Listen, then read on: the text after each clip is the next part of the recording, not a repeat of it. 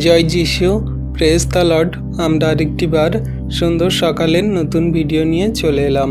আর এই ভিডিওতে আমরা আজকে বাক্য নিয়ে আলোচনা করব, যে বাক্য সকল প্রভু আজকে আমাদেরকে দান করছে। তো আসুন বিশ্বাসী সন্তানরা, আমরা বাক্যে আসার আগে প্রত্যেক দিনের মতো আগে একটি ছোট্ট বিনতি প্রার্থনা করি, আর তারপরে বাক্যে আমরা আসছি। পবিত্র মঙ্গলময় পিতা প্রভু, তোমায় ধন্যবাদ, প্রশংসা, গৌরব করি। প্রভু গো, আজকের এই সুন্দর দিনের সকালে তোমার চরণতলে নতনম্র হয়ে এলাম। তোমার সমস্ত মধুর বাক্য সকল আমাদেরকে বুঝতে জানতে সাহায্য করো, এবং সেই বাক্য কার্যকারী জীবনে করে এগিয়ে চলতে সাহায্য করো। শয়তান দিয়াবল মন্দতা থেকে দূরে রাখো, এবং আমাদের জীবনের পথ সকল তুমি সরল করো, আশীর্বাদ অনুগ্রহ করো। তুমি তোমার সন্তানদের সমস্ত জীবনে খারাপ কঠিন পরিস্থিতি দূর করে তাদের পরিবারের সমস্ত আশীর্বাদ অনুগ্রহ দান করছো পিতা, বিশ্বাস করি। ধন্যবাদ পিতা, পুত্র, পবিত্র আত্মা। তোমার এই মধুর বাক্য সকল সমস্ত সন্তানদের জ্ঞান, বুদ্ধি, চিত্ত, প্রজ্ঞা পবিত্র আত্মায় দান করছো পিতা, বিশ্বাস করি। ধন্যবাদ প্রভু। এই বিনতি প্রার্থনা যীশু খ্রিস্ট তোমার পবিত্র মধুর নামে চাইলাম। তুমি প্রার্থনা দেখলে, শুনলে, আর উত্তরও দিলে। আমেন। তো আসুন বিশ্বাসী সন্তানরা, এবারে আমরা আমাদের বাক্যকে দেখি আজকে প্রভু বাক্য দ্বারা আমাদেরকে কি জানাচ্ছে। আজকের আমাদের টপিক, তারার মতো উজ্জ্বল হও। আজকে বিশ্বাসী সন্তানরা, ঈশ্বর প্রভু আমাদের তারার মতো উজ্জ্বল হতে বলছে। কারণ তারা যেমন আকাশে জ্যোতির্ময় উজ্জ্বল তারা, তিনি জলে সবসময়, তেমন আমাদেরও তেমন উজ্জ্বল তারার মতো হতে বলছে, যাতে আমরা সর্বদা জ্বলতে পারি। আমাদের মধ্যে সেই আলো থাকে, যে আলো দেখে জগতের মানুষরা বুঝতে পারে আমরা প্রভুর সন্তান, আমরা যিশুর পথে চলা সেই খ্রিস্ট বিশ্বাসী। আমাদের মধ্যে কিসের আলো থাকবে? না জ্ঞানের আলো, বুদ্ধির আলো। আমাদের মধ্যে চিত্ত, প্রজ্ঞা, প্রেম, নম্রতা, ধৈর্য, ইন্দ্রিয় দমন, আত্মসংযম, মানুষকে ভালোবাসা, পাশে দাঁড়ানোর সাহায্য করা, এই সমস্ত ভালো কাজগুলো, আচরণ, ব্যবহারগুলো সেই উজ্জ্বল তারার আলোর মতো জ্বলবে। আর মানুষ দেখে তা বুঝতে পারবে যে হ্যাঁ, আমরা খ্রিস্টের সন্তান। আসুন আমরা বাক্যকে দেখি, বাক্য কি বলছে। ফিলিপিও 2:12 থেকে এমন বলছে, অতএব হে আমার প্রিয়তমেরা, তোমরা সব দিন যেমন আজ্ঞা পালন করে আসছো, তেমনি আমার সামনে যেমন, কেবল সেই রকম না, কিন্তু এখন আরও বেশিভাবে আমার অনুপস্থিতিতে সভয় ও সম্মানের সঙ্গে নিজের পরিত্রাণ সম্পন্ন করো।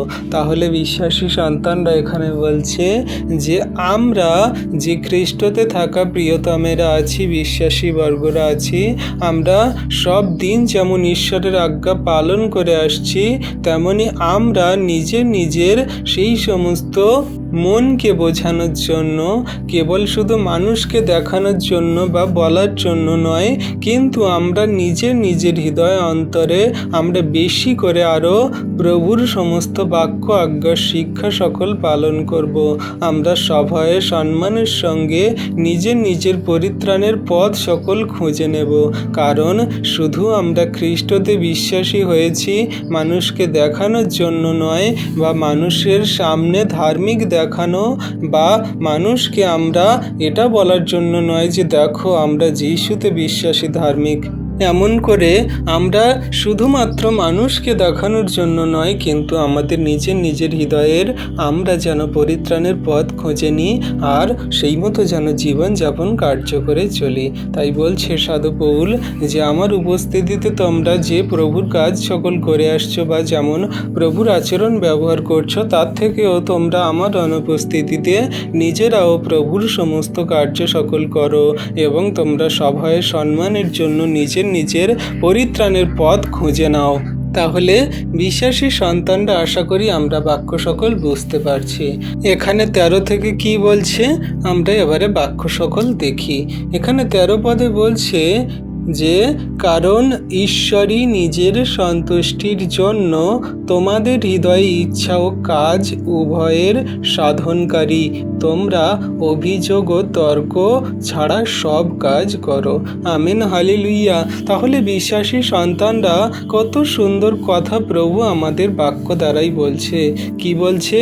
না, ঈশ্বর নিজের সন্তুষ্টির জন্য আমাদের হৃদয়ের সমস্ত ইচ্ছা ও সমস্ত কাজকে জাগিয়ে দেয়, যাতে আমরা সেগুলো করতে পারি। সেগুলো সৎ পথে চলা, মানুষকে সেবা দেওয়া, মানুষের পাশে দাঁড়ানো, অসহায় দরিদ্রের কাছে সুসমাচার প্রচার করা, সমস্ত সেই জগতের জাতির জাতির মানুষের কাছে প্রভুর কথা সকল বলা এবং সমস্ত সেই সৃষ্টির নিকটে আমাদের প্রভুর কাজ সকল করা। তাহলে প্রভু আমাদের হৃদয়কে ইচ্ছা ও কাজকে করার জন্য আরও বেশি করে তিনি আমাদেরকে ব্যবহার করছেন। কিন্তু আমরা মানুষ, আমরা কি করছি? না, আমরা অভিযোগ ও তর্ক করছি। দেখবেন বিশেষত মানুষরা বেশি তারা অজুহাত দিয়ে থাকে, তারা অভিযোগ দিয়ে থাকে। তারা কি বলে? যে আমি পারবো না, আমার দ্বারা হবে না, আমার আজকের এই কাজ আছে, আমার আজকের ওই কাজ আছে। এমন করে সেই মানুষ অনেক অভিযোগ দেখায়, অনেক রকমের সে কি করে? না, তার অনেক অজুহাত থাকে। কিন্তু ঈশ্বর প্রভু তার বাক্যেই বলছে, তোমাদের সমস্ত অভিযোগ এবং সমস্ত অজুহাতকে তোমরা দূর করো। কারণ এই অজুহাত, অভিযোগ এটা শুধুমাত্র ঈশ্বরের বাক্যকে নিষ্ফল করার জন্য বা তুমি অলসতা দেখানোর জন্য এই সমস্ত করছো। তাই বলছে তর্ক এবং অভিযোগ তুমি ত্যাগ করে প্রভুর কাজ সকল করো। কারণ ঈশ্বর প্রভু তোমার হৃদয়ে ইচ্ছা ও কাজকে করার জন্য সেই মনকে আরও উৎসাহিত করে তুলছে। হালেলুইয়া। 15 থেকে কি বলছে?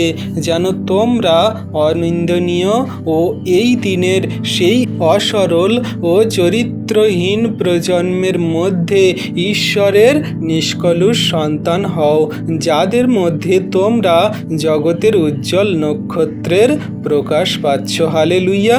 তাহলে বিশ্বাসী সন্তানরা আমরা হলাম এই জগতের উজ্জ্বল নক্ষত্রের মতন। কেন?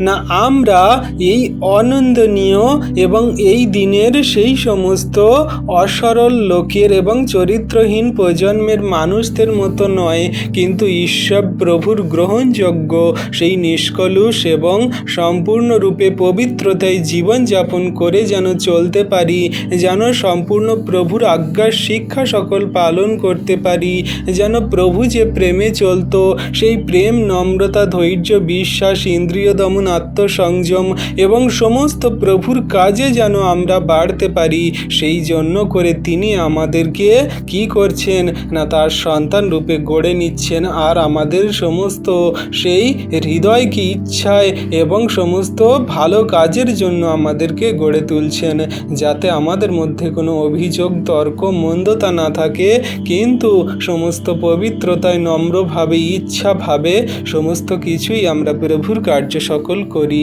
আর আমরা জগতের মাঝে হয়ে উঠব কি? না, উজ্জ্বল নক্ষত্রের মতো। সেই জন্য ঈশ্বর প্রভু আমাদেরকে তার চরণতলে এনেছেন, তার এই সুন্দর মধুর বাক্য সকল দিচ্ছে। আজকে শুধু এই বাক্য আপনি পাচ্ছেন না যে আপনি বাক্য কার্যকারী করে চলবেন। জগতের মাঝে শুধুমাত্র আপনি শয়তান দিয়াবলের সঙ্গে লড়বেন বা এই বাক্য আপনার স্বর্গরাজ্যে নিয়ে যাবে তা নয়। আপনি জগতের মাঝে এক উজ্জ্বল নক্ষত্রের মতন প্রকাশ পাবেন আর আপনার এই আলো জ্যোতি দেখে জগতের মানুষও বিশ্বাস করবে, প্রভুর চরণতলে আসবে। হালেলুইয়া। 16তে কি বলছে? জীবনের বাক্য ধরে রয়েছ, এতে খ্রিস্টের পুনরাগমনের দিনে আমি এই গর্ব করার কারণ পাবো যে আমি বৃথা দৌড়িয়াছি, বৃথা পরিশ্রমও করিনি। কিন্তু তোমাদের বিশ্বাসের আত্মা আহুতিতে ও সেবায় যদি আমি উৎসর্গের জন্য সেচিত হই, তবে আমি আরাধনা করছি আর তোমাদের সবার সঙ্গে আনন্দ করছি। সেইভাবে তোমরাও আনন্দ করো আর আমার সঙ্গে আনন্দ করো। আমেন। তাহলে বিশ্বাসী সন্তানরা এখানে সেই ফিলিপিয়দের কাছে সাধু পৌল বলছে যে দেখো, আমরা যে সমস্ত বাক্য আজ্ঞার শিক্ষা সকল পালন করছি, এটা খ্রিস্টের জীবনের বাক্যকে আমরা ধরে রয়েছি। এতে খ্রিস্টের পুনরাগমনের দিনে আমরা গর্ব করব এবং আমরা সেই আশীর্বাদ অনুগ্রহ পাব, যে আশীর্বাদ অনুগ্রহের জন্য আমরা দিন রাত ছুটে বেড়াচ্ছি। কি আশীর্বাদ? না অনন্ত জীবন। আমরা বৃথায় দৌড়াইনি, আমরা বৃথায় পরিশ্রম করিনি, কারণ আমরা যা পরিশ্রম করেছি সেই সমস্ত মানুষদের পাপ থেকে, মন্দতা থেকে ফেরানোর জন্য, যারা অন্ধকারে কারাকূপে পড়ে আছে, যারা প্রভুকে জানে না, বিশ্বাস করে না, যারা ব্যভিচার, পাপ, হিংসা, ক্রোধ, লোভ, মত্ততায়, নেশাগ্রস্ত অবস্থায়, মন্দতায় জীবনযাপন করছে, তাদের কাছে সুসমাচার বার্তা আমরা পৌঁছে দিয়েছি।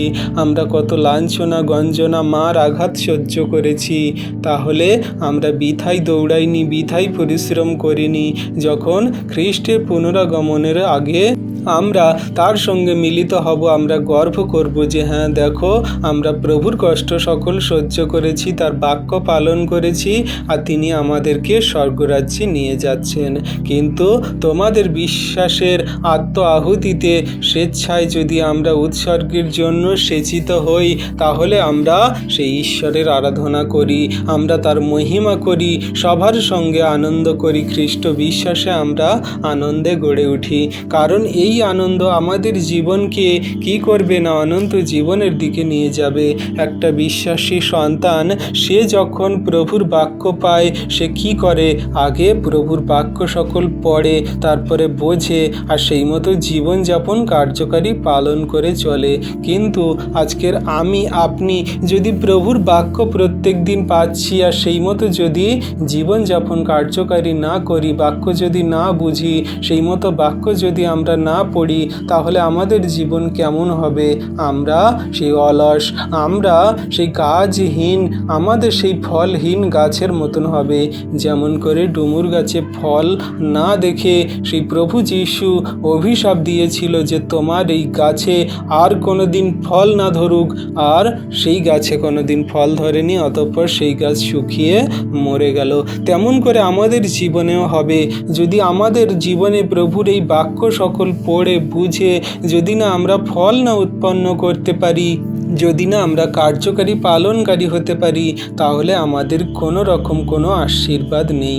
তাই বিশ্বাসী সন্তানরা প্রভুর বাক্য রোজ পড়ুন, প্রভুর বাক্য রোজ ইউটিউব থেকে শুনুন, আমাদের চ্যানেল থেকে শুনুন, যেখান থেকে শুনুন। আপনি চার্চে গিয়ে শুনুন, আপনাদের চার্চে পাস্টারের কাছ থেকে শুনুন, আপনি বাইবেল পুরো গুলে খেয়ে নিন, কোনো কিছু হবে না যদি না আপনি বাক্য কার্যকারী পালনকারী হন।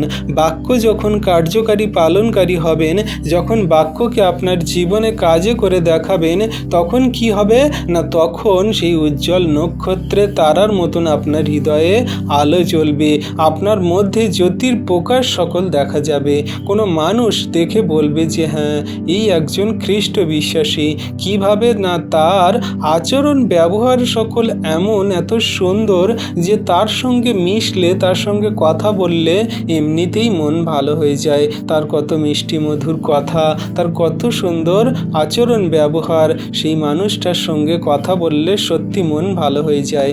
এটাই আমাদের জীবনের জ্যোতির আলোর প্রকাশ, যা নক্ষত্রের মতন ঈশ্বর প্রভু আমাদেরকে তৈরি করছেন। তাহলে আজকে বিশ্বাসী সন্তানরা, আপনি যদি সেই প্রভুর নক্ষত্র হতে চান, প্রভুর যদি সেই তারা হতে চান, তাহলে কি করুন না, প্রভুর বাক্য আজ্ঞার শিক্ষা সকল পালন করুন, সেই মতো জীবন জীবনযাপন করুন আর জগতের মানুষকে দেখিয়ে দিন যে আপনি প্রভুর পথে চলেন। জগতের মন্দতা, মিথ্যা এবং জগতের সমস্ত শয়তান দিয়াবলের কাজ আপনার উপরে কোনো রকম প্রভাবিত করতে পারে না।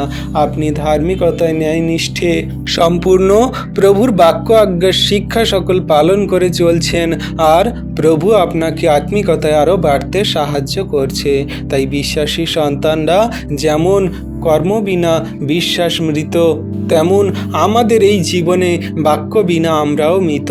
আমরা প্রভু যিশুর থেকে আলাদা যতক্ষণ না আমরা প্রভুর এই বাক্য পালন করছি।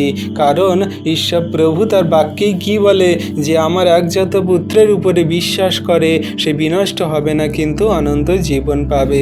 তাই প্রভু যিশুকে বিশ্বাস করা মানে তার বাক্য আজ্ঞার শিক্ষা সকল পালন করা, সেই মতো জীবনে কার্যকারী করা, আর সেই বাক্যকে হৃদয়ে ধরে রাখা। তাই বিশ্বাসী সন্তানরা জীবনে যা কিছু করুন, দুবেলা দুবার প্রার্থনা করুন, আর অবশ্যই অবশ্যই বাক্য পড়ুন, সেই বাক্য মনে রাখুন। আপনি সারাদিনে একটা বাক্য পড়ুন, সেই বাক্য মনে রাখার চেষ্টা করুন, হৃদয়ে ধরে রাখুন।